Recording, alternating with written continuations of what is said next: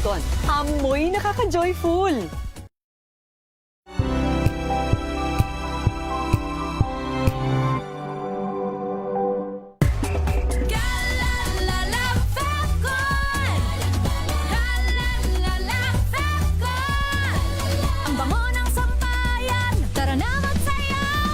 Fabcon, amoy nakaka-joyful.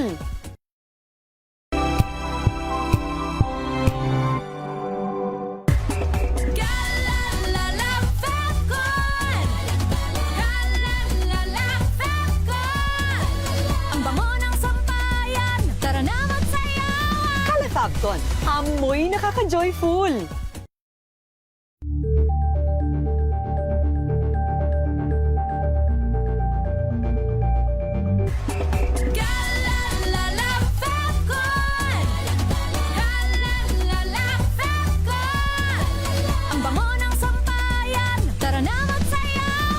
Fabcon, amoy nakaka-joyful.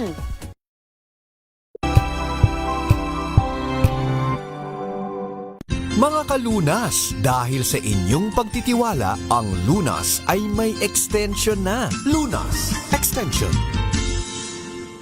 Magandang gabi Luzon, Visayas at Mindanao. Good evening po sa lahat ng mga nakatutok sa atin sa Pilipinas at maging labas ng bansa.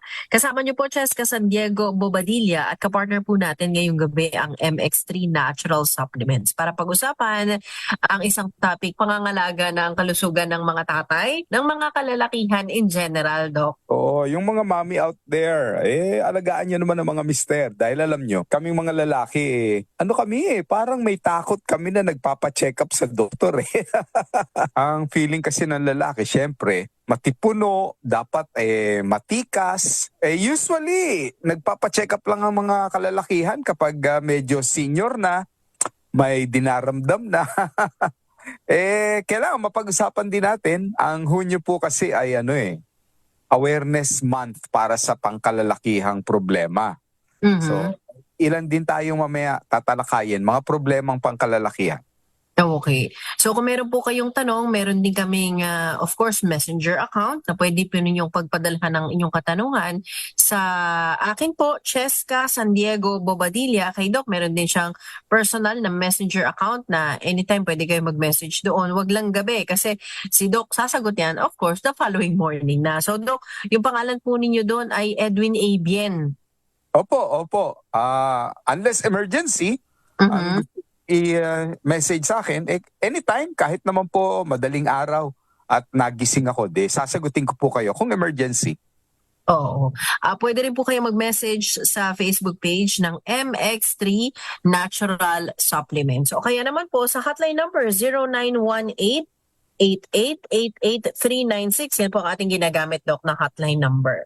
693, yung dulo natin. Doon, 0918-8888-693. Yan, okay po. Yan. Sige. Yan. So, Doc, start na tayo sa ating talakayan about Benzel. Sabi mo, June nga, no? Pinag-uusapan natin yan. Pero dapat ang pangangalaga sa kalusugan whole year round, ha? Well, pag-usapan natin, alam nyo, madalas na natatalakay natin ang mga nararamdaman ng babae kapag dumating na sa punto na wala na silang menstruation. Alam nyo, kaming lalaki may equivalent ng menopause Ang tawag doon, andropause. Andropause. At kamukha din ng babae, halos lahat po kami magdadaan dito nagsisimula ito sa pagsapit ng edad, no? Edad na 40, yan, nangyayari na po yan. 40 and up. So sinasabing life begins at 40, nagbibigin na rin pala, Doc, ang andropause sa mga kalalakihan. Ano mga senyales niyan, Doc? Well, kamukha din ang senyales na nararamdaman ng babae. Pwede nating isa-isahin. Kung ang babae ay nakararamdam ng, ano ba nakita mo sa mama mo? Irritable. Lagi siyang naiinitan, Doc, pawis na pawis, kahit Oo, malamig. Malilimutin, di ba? Tapos apektado ang buhok at ang balat, no? Nagda-dry. Maraming makirot sa katawan. Actually, sa lalaki, pareho rin. May dagdag nga sa kalalakihan nababawasan yung aming motivation. Yung dati mga planong gawin, medyo na isasantabi, yung bukas na lang. At pati libido na babawasan sa mga kalalakihan. Yung interest na pakikipagsiping sa kanilang kapartner o asawa. Bawas din. Bawas din. Lahat ng parte ng katawan lumiliit eh. Muscle, buto, lahat po sa lalaki lumiliit. Kung makikita mo yung mga may edad na lalaki, mga sa artista na lang tingnan natin eh. Alam mo, isa sa paborito kong artista si Denzel Washington eh. So, may mga una siyang mga pelikula, ilagay na lang natin yung pelikulang Equalizer. Yung unang Equalizer Part 1, medyo matipuno pa siya. Pagdating ng Part 3, makikita Nagbago na. Nakukuba na, tsaka nangayayat na ng gusto eh. Ang mga kalalakihan, may nawawala kasi sa aming hormone eh. Yung testosterone. Pagsapit po kasi ng 40, alam nyo, nung kami ay 25 anyos, 100% ang testosterone namin. So, kaya itong mga 25 anyos na to matitipuno, agresibo. Pagdating ng 25 hanggang 30, yan, ako 75% na lang, nabawasan. Pagdating ng 40, 65% na lang. Oo. Pagdating ng 50, 50% na rin. So, imagine mo, nangalahati yung nawala sa mga kalalakihan. Nababawasan talaga, Dok, no? Okay. So itong testosterone na to, Dok, sa mga kalalakihan lang po ba mayroong ganitong hormones? Ang babae walang ganito, Dok? Meron din. Alam mo, vice versa eh. Ang babae may konting testosterone, ang lalaki may konti ring estrogen. Ngayon, yung testosterone na yan, mahalaga sa itsura kasi namin eh. Pagbaba niyan, eto mga matatanggal sa amin eh. Makita nyo po nagpapanot na yung mga lalaki. Tumataas ang hairline, Dok. Tumataas yung hairline oo eh. Minsan tumataas ang hairline. Yan. So, sa physical na karakteristik, may epekto po talaga ang andropause sa amin. Okay. Bukod doon, Dok, mood swings, nakakaramdam din. Dati, sabi nila, si tatay hindi marunong magalit, napaka-pasensyoso. Tapos napapansin na, alam mo yun, Dok, parang pag nata-traffic, mainit na agad ang ulo. May mga ganun, Dok? Oo, nagkakaroon ng mood swing, forgetfulness. Oo.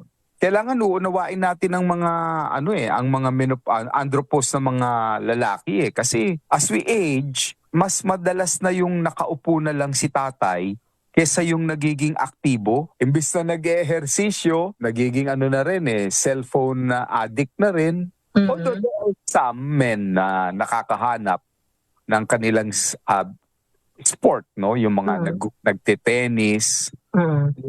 Mas less yun, mas kaunti kesa doon. Una lang. May mga binanggit ka na mga sintomas or manifestations ng pagbaba ng hormone levels ng mga kalalakihan. Bukod sa pagkapanot or yung medyo may mood swings na rin si tatay, si daddy, si lolo, medyo bumibigat na rin ang katawan or lumalaglag yung katawan, Dok. Ay, yung iba daw nagkaka-boobs. Kakahiya nga kulang na lang magbra. Ang tawag doon namin ay gynecomastia. Okay. Dahil nga, nababawasan na yung aming male hormone, nananaig na kahit papano yung female hormone. Nagets mo? So nababawasan na yung nagpapalaki ng aming mga muscle. Muscle. Oo. Kapag natutunaw yung muscle, ang pumapalit yung taba, yung fat cell. Ang dibdib ng babae made up of fat cells So kaya yung lalaki nagkakaroon ngayon ng fat accumulation sa dibdib. So gynecomastia kung tawagin ito. For some, malaking na ito. For some, yung parang ang korte parang sa babae talaga. Kaya minsan kapag naka-t-shirt, Dok, nahahalata, no? Halata. So, kailangan susolusyonan. Ito ang solusyon. Alam mo, nagpadala ako ng isang picture sa'yo na napakasimpleng ehersisyo sa mga nakalalakihan tumapit na ng 50 na nandun na sa punto na pwede na siyang magkaroon ng gynecomastia. Ang tawag namin doon, dead hang. Dead hang. Okay. Hindi natin kailangan ng mag-enroll sa gym, bumili ng mamahaling equipment. Alam nyo, online may nabibili po na parang sabitan ng hanger, yung parang sinasampayan, na inilalagay po sa hamba ng pintuan. Kailangan matibay, ha? Basta matibay yung kahoy, yung hamba, no? Tapos ito po, bilog ito, parang tubo. nasa mga 1 inch ang tubo nito. Sa kabila, magkabilang dulo may pampasikip o pang-adjust. Tapos pinapalagay po doon sa pinakatuktok na parte ng hamba para sa umaga, pagising po ninyo, kakapit po kayo ron, tapos nakabitin po kayo parang nagbabaras. Pero hindi nyo kailangan magbaras. Kailangan lang nakabitin po yung kamay nyo hanggang katawan pababa. Okay, so naka-steady lang ito, Doc, ha? At kung kakayanin nyo ng 2 minuto, una, mahirap eh. So siguro 30 seconds. After about 2 weeks, kaya mo na 1 minute. After another 2 weeks, baka 1.5 minute. After Okay. 1 month or 2 months, kaya mo na ang 2 minutes. And that is enough, no? 2 minutes in the morning, if you do that, nakakatulong po yun para matunaw itong ating fats sa dibdib. Talaga? Okay. So ito, hindi sila magsuspend, Doc, ng strenuous activities, lalo na alam niyo naman, 40 years old and above, medyo ayaw na ng ganyan, Doc. O tsaka mabigat na yung katawan, medyo hindi na niya kayang magbaras para hilain yung katawan pataas, no? Nakaano ka lang, nakabitay ka lang, nakabitin lang, pero yung kamay mo, yung braso mo, nakaunat, yung paa mo, nakaunat din. Oo. Hindi ba yan, Kaya Doc, naman. ay very good din for our spine? Maganda yan. Oo, mauunat kasi yung spine, marerelax yung shoulder, marami. Titibay yung ating braso, yung ating grips, titibay din.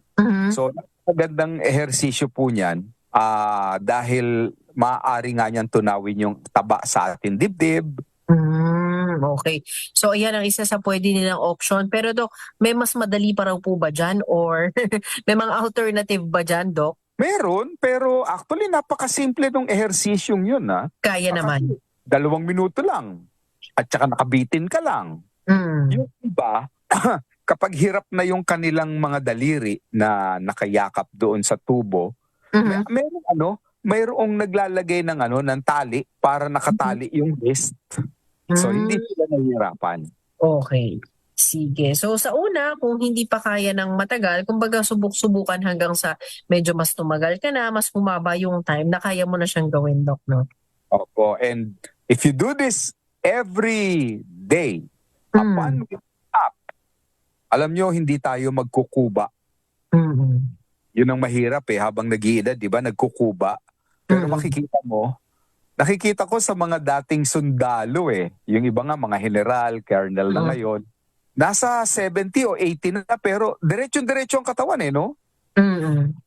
Oo, hindi sila nagkukuba kasi nga part ng exercise nila to So gawin natin mga kalalakihan itong kung tawagin namin ay dead hang. Oo. Yan ba everyday daw gagawin, Doc? Well, kung kaya. Kung hindi, simulan mo muna ng 3 times a week. And then later on, kapag kaya mo na mag-everyday, mas maganda everyday. Imagine, give 2 minutes to 3 minutes of your time. Kaya. Maliit lang yun. Oo. Mabilis lang yan. Mabilis lang yun. Dok, kanina nabanggit mo pag hindi natin ginagamit lalo na yung mga kalalakihan, 40 years old and above, yung mga parts ng katawan lumiliit. Hindi lang muscle, hindi lang brain. Naku, Dok, pati yung, alam mo na, lumiliit daw at nagkakaroon ng erectile dysfunction, Dok. Oo, pati si junior. Pasensya na, ang tawag natin junior kasi tayong lalaki, yung senior, no? Alam mo, yun nangyayari talaga sa lalaki. 70% ng lalaki pagsapit na 50, 70%, 7 sa 10 nagkakaroon na ng erectile dysfunction. At kadalasan 4 ang dahilan nito 4 ang kadalanan sa lalaki Ito yun, Doc, yung 4 na dahilan ng erectile dysfunction. Ang unang-una, 70% ba ito, Doc? Vascular abnormalities. 70% daw ng mga patients ang nakakaranas nito. Ano yung vascular abnormalities, Doc? Sisimplihan ko, yung matataas ang asukal o matataas ang blood pressure. Kasi mataas ang asukal sa iyong dugo, di syempre yung ugat mo ay nadideposituhan ng asukal, kumikipot.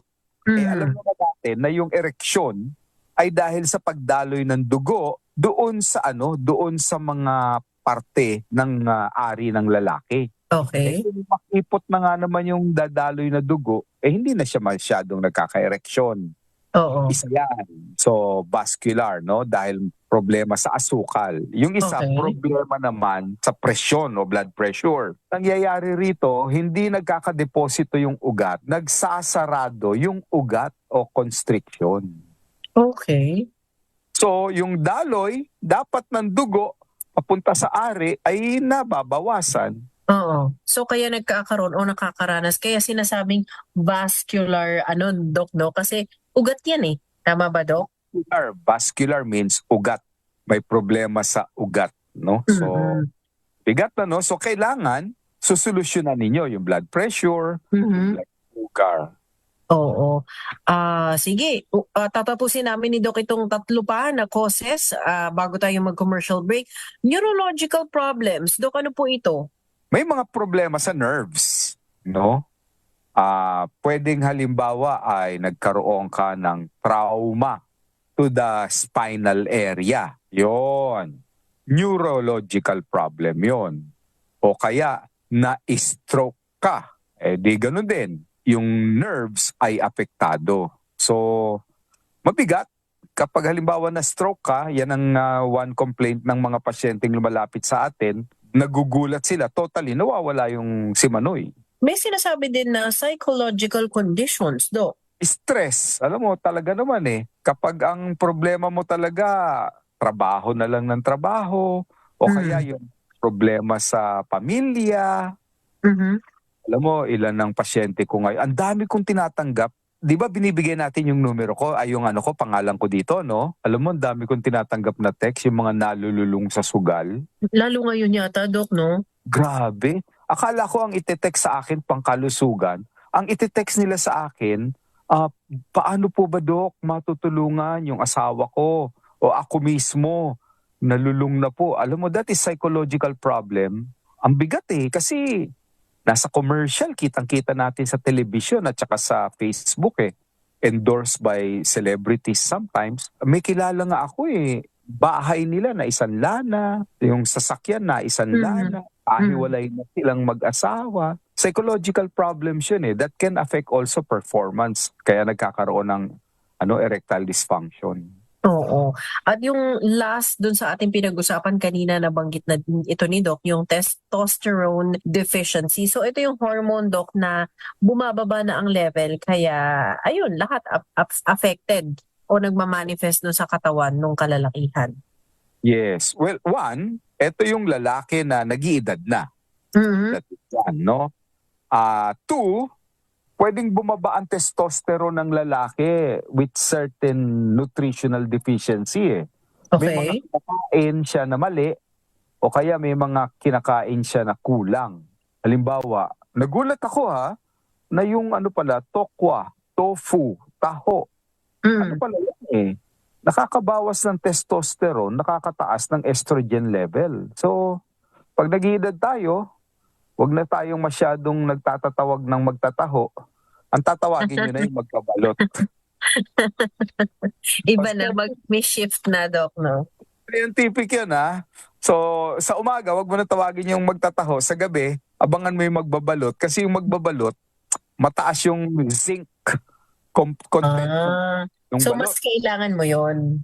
Yung zinc ang kailangan mo na. Yes. Yan at marami pang tips ang ating pag-uusapan sa ating pagbabalik. Nakakakuha kayo kay Doc ng mga simple yet useful na mga hacks ng pipiliin din ninyong merienda, almusal o midnight snack.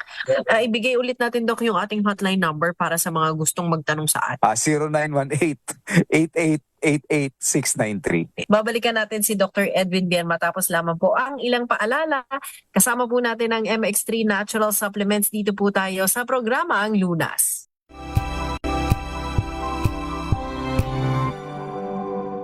Hello, Washi! Laundry day na naman! Yay! Anong meron? Mancha ng chocolate, putik, may libag pa. Kaya natin yan! With Pride Washing Machine Detergent, may triple stain-away formula. Tanggal ang makapit, madikit, at madupit na dumit mancha. Kaya easy-easy ang labada. Mula noon hanggang ngayon. All you need is pride. All you need is pride. ACS. May nagbago, may arte, may Jen, akala nyo lang yon. So solid. White rose papaya, wow, white rose. White rose papaya, wow, white rose. White rose papaya. May glow up with white rose papaya. White Rose Papaya. May puti power times 2 kasi may papaya at niacinamide. May shea butter and tea tree oil pa. Kutis sulit ang glow May up. glow up with white rose papaya. White Rose Papaya. Kutis sulit ang glow up. ACS.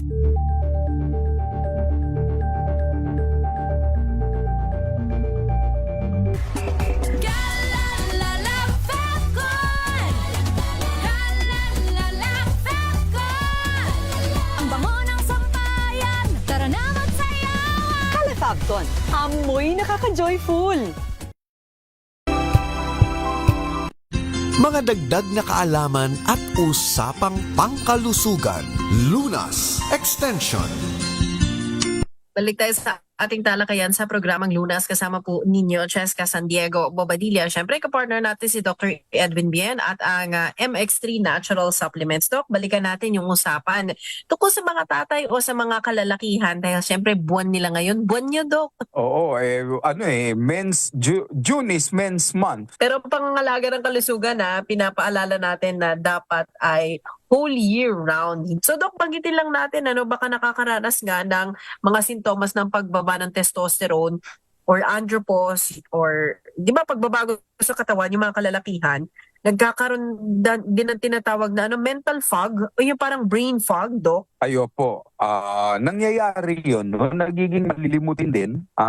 Well, ganun din naman sa menopause na babae, di ba? Nagiging malilimutin. Tapos, laging pagod, no? Parang yung aktibidades niya dati na ginagawa, hindi na masyadong nagagawa.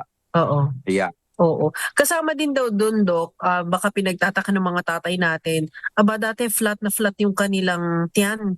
Tapos ngayon may bilbil na sila, Doc. O kaya isang buong malaking tipak, Doc, sa tiyan. O yung Hindi natatanggal. anong tawag doon? Yung tire? Yung para siyang may spare tire? Parang may salbabida daw, Doc, no? Oo kasi bumababa yung metabolismo na nung lalaki. That is one, no? Pangalawa, yung testosterone kasi is important for the development ng muscle. Dahil bumaba na rin yung testosterone, yung muscle is converted to fats. So it takes a lot of great effort, no? Para mapaliit itong tiyan na to. Hindi na kukuha ito sa sa sit-up at ehersisyo lamang Malaking factor dito talaga yung diet. Pero ang problema, as we age, ang tendency talaga, ang kinakain natin, more of carbo no? Di ba? Yes, Doc. Halimbawa na lang, habang nag-iedad tayo, di ba ang mga nabibili natin sa mall, donut, cake, yan ang mga kadalasang pasalubong sa bahay di ba? Mas maganda sana baguhin natin yung ating isipan na kapag mag-uuwi tayo ng pasalubong sa bahay, kwek-kwek na lang. Kwek-kwek, at least itlog, may protein. Oo. Pero Doc, ingat din daw yung mga tumataas nga yung nabanggit mo kanina, yung cholesterol para naman sa mga mayroong vascular problems, Doc. Ay, yan. Oo. Sa ayaw at gusto natin, tataas ang blood pressure ng lalaki habang nag-iedad na rin. Swerte yung mga mabababa ang BP nila, no? Tapos lampas ng 50. Understandable yun kasi syempre parang isipin nyo na lang yung bahay nyo. Kung yung bahay nyo 50 years old na, sigurado yung gripo po ninyo tsaka yung tubo, may mga deposito na. Ganon din yung ugat ng tao. Hindi na rin ginaganahan para palabasin yung prostatic fluid. Yung prostatic fluid, yan po yung likido na nandoon sa prostata ng lalaki na kapag nakipagsiping ang lalaki, yun yung nakikita po ninyong lumalabas sa kanya. Naiipon po yan So namamaga yung prostata dahil hindi na nga lumalabas. Ang tawag nga ng mga kalalakihan doon, biruan kaong na. Dati likid. Pagtagal kaong na paglabas. Alam nyo, lalaki yung prostata kasi nga yung testosterone bumababa na. Anong sintomas ito? Makikita nyo sa mga kalalakihan, pag nasa CR kayo, ito yung mga lalaki na ang tagal po sa harapan ng urinal. Oh. Di ba may pila rin sa toilet, parang sa babae may pila kayo, di ba? Ang test mo, kapag ikaw natapat ka sa pila, na ang nasa harapan mo, yung mga puro senior citizen na lalaki, Oh. ang tagal niyan doon sa loob, sa harapan ng urinal. Kasi yung paglabas ng ihi niya, paunti-unti. Dahil nasa asakal nga nung prostatang malaki. Kaya yun yung sinasabi, Dok, na parang iniire pa nila para lumabas lahat. Iniiri, tapos yung mukha nila parang nakukunot noo pa. Yung parang tinitiklop yung mukha nila sa asim. Sa sobrang ire. Kasi masakit. Ang hirap mahirap yung gano'n na pinipuwersa mo yung pag-iri pero may hapdi. Tapos ang lalabas, patak-patak lang. Yun. Yun. Oo. Ang maganda ron, ang prostate enlargement or BPH ay benign. Pero may pagkakataon, kapag halimbawang may mga masama tayong bisyo, tumitigas at nagiging cancerous yun. Okay.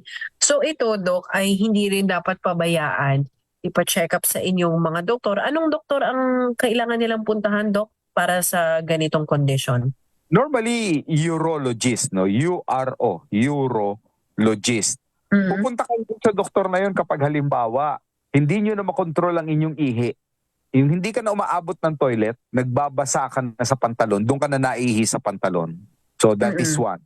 Kapag halimbawang may dugo na lumabas sa ihi mo kahit nagkapatak lamang. Yeah. Kapag ang ihi po ninyo ay yung sobra ng panghi, minsan magrereklamo misis nyo na, bakit ang panghi na ng ihi mo? Yeah. Kapag halimbawang napupuyat ka sa gabi, dahil every hour, kailangan mong gumising para umihi. Yan. So mga senyales yan para kayo na po ay magpasama kay misis sa urologist. Okay, hindi naman kaagad kayo operahan, pero malamang magre-rectal exam. Okay. Alam mo ba yung rectal exam, ang ginagawa ron? Hindi pinatutuwad lang yun. Ako ang ginagawa ko sa pasyente, pinahihiga ko . Mas gusto kong pinahihiga kaysa pinatutuwad. Kasi pag pinatutuwad, bumabaluktot yung tuhod, minsan, Nanghihina. nanghihina, may nervyos siguro, o kaya napapaupo. Dok, nadyajahe. Nadyajahe, napapaupo. So yung doktor kailangan, yumuko para lang magawa yung rectal exam. Alam yung ginagawa ko ganito patitihayain ko muna po. Okay. Pag nakatihaya, syempre wala nang brief yun, no? Dinidiscuss natin ito para sa mga lalaki na wag na silang mag-atubili na magpa-check up, no? Kakapain ko yung pantog po nila.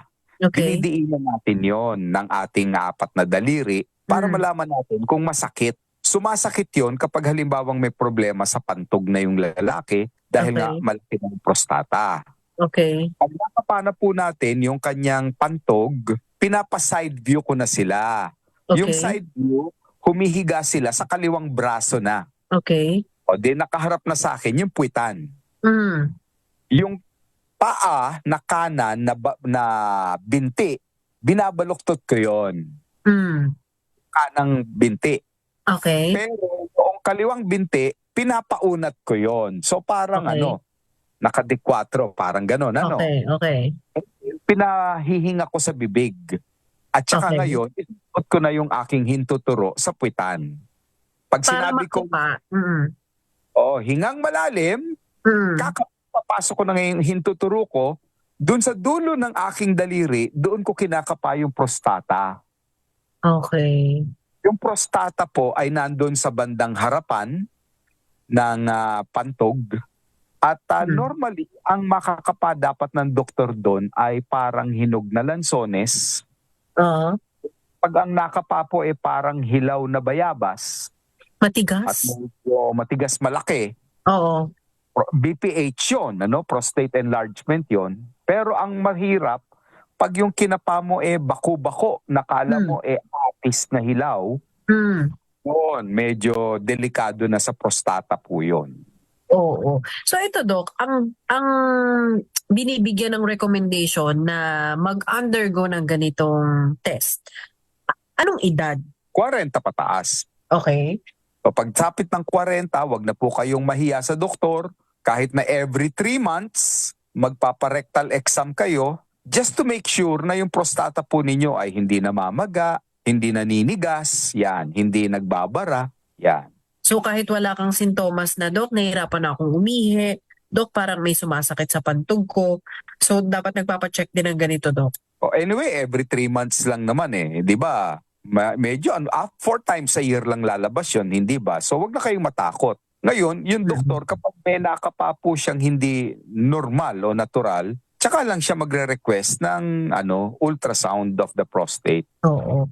Kapag nalaman na meron na siyang prostate enlargement or condition sa prostata, Dok, may gamot daw ba dyan? Or merong mga, siguro, diet modification para masolusyonan yung ganyan, Dok? May gamot. Ang kagandahan dito sa gamot na to nakakabawas nung nararamdaman niya na hirap sa pag-ihi ng yung kirot, nababawasan yon. May side effect lang Ano, Dok? Meron kaming tinatawag na retrograde ejaculation or dry ejaculation. Ito yung kapag umiinom ka ng gamot na ganito, ito yung mga alpha blocker kung tawagin ng doktor. Okay. Hindi tulad nung ikaw ay bata, kapag nag-ejaculate ka, may lumalabas na likido. Oo. Ito, kapag umiinom ka ng gamot, pag nag-ejaculate ka, ang lalabas, hangin. Oh. Hangin! Okay. Huwag po kayo mabastusan. Parang umutot ka sa api mo. Okay. Walang lumalabas. Mhm. Tawag dry ejaculation. Oh, medyo weird lang yun, Dok, no? Pero ano yun, dahil sa gamot na tinitik? Ito gamot, no? Retrograde. Yung likido, imbis na forward palabas, umiikot pabalik. Ngayon, ang dami mga pasyente ko nagre-reklamo dyan. Kasi After 1 weird month, nga naman, Dok, no? balik sa akin yun, Dok, ano nangyari? Ba't nawala? Sabi ko, alam nyo, nasa side effect po nung gamot yan Okay. Tatanggapin nyo na yan, maliban na lang kung po ninyong magpa-opera. Pero wala bang pwedeng kainin na lang or natural na pwede nilang gawin, kainin, Dok? May mga pagkain na pwede po ninyong kakainin para mababawasan yung pamamaga ng prostata. Siyempre, brown rice is one. Okay. Mga broccoli ay napakaganda po sa inyo. Mga greens o talbos na kulay berde. Yung matataas na zinc, gaya ng dilaw ng itlog, salmon, mga isda, magandang tulong po sa inyo yan. Mga nuts, maganda sa inyo yan. Yan. So yan po ang dadamihan nila, Dok. May mga prutas din, Dok. Opo, ang magandang prutas sa inyo, yung mangustin.